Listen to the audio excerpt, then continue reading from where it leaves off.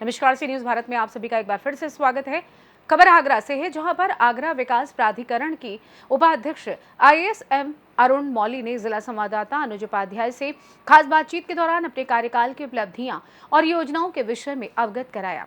आगरा विकास प्राधिकरण ने गत 6 माह में बरसों पुरानी प्राधिकरण की सभी भूमियों को अर्जन किया। अटलपुरम योजना के लिए 710 करोड़ की 132 हेक्टेयर भूमि को खरीदा गया। वहीं पर्यटकों के आगरा में रात्रि विश्राम के लिए आगरा विकास प्राधिकरण की नई पहल की है।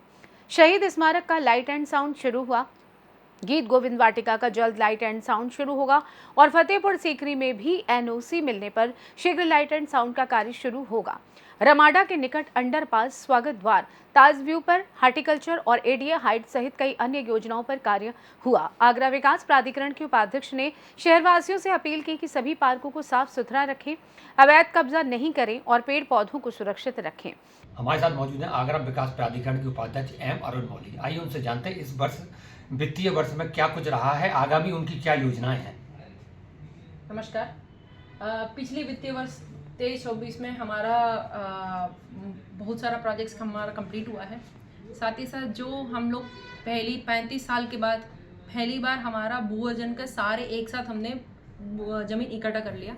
जो हमेशा हमारा ये कहते रहते हैं कि एडीए के पास लैंड ही नहीं है, ज़मीन अगर नहीं है तो कोई योजना नहीं चला नहीं पाएंगे। इस बार का अटलपुरम का जो भी हमने खरीदना था 138 हेक्टेयर में 132 खरीदना था, सारे एक साथ हम लोग ने पिछले वित्तीय वर्ष में हमने खरीद चुके हैं। साथ ही साथ अच्छा प्रोजेक्ट है, जैसे रमाड़ा का ऑपोजिट वाला अंडरपास का काम है, उसके ऑपोजिट में स्कल्पचर्स का काम है जो स्वागत द्वार टाइप का है, और हमारा ADA हाइट्स का भी हमने काम कंप्लीट करवाया, ताज व्यू पॉइंट का भी हार्टिकल्चर का काम कंप्लीट करवाया। ऐसे अच्छा काम हमने ADA की तरफ से कंप्लीट करवाया। अगर लाइट एंड साउंड, गीत गोविंद, ये सब कब तक पूरे होने हैं? 2 और काम हमारा रनिंग है। एक सुभाष पार्क का ट्रांसफॉर्मेशन, उसी का काम पेंडिंग है, वो अप्रैल लास्ट तक कंप्लीट हो जाएगी। और गीत गोविंद वाटिका का लाइट एंड साउंड शो बाकी है, ये भी मुश्किल से मई तक कंप्लीट हो जाएगी। फतेहपुर सीकरी का लाइट एंड साउंड शो के NOC आने के लिए बाकी है, NOC आते ही जल्दी उसमें भी काम शुरू कराएंगे। अवैध अतिक्रमण को लेकर आपके द्वारा लगातार कार्रवाई की जा रही है, क्या कुछ रहा है इसमें?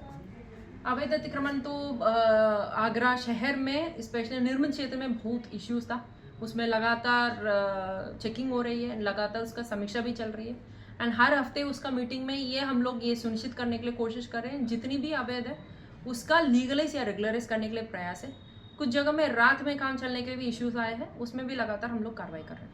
कई बिल्डिंगें आगरा विकास प्राधिकरण की अभी भी लोगों की राह देख रही हैं, उनके लिए क्या कुछ होना है?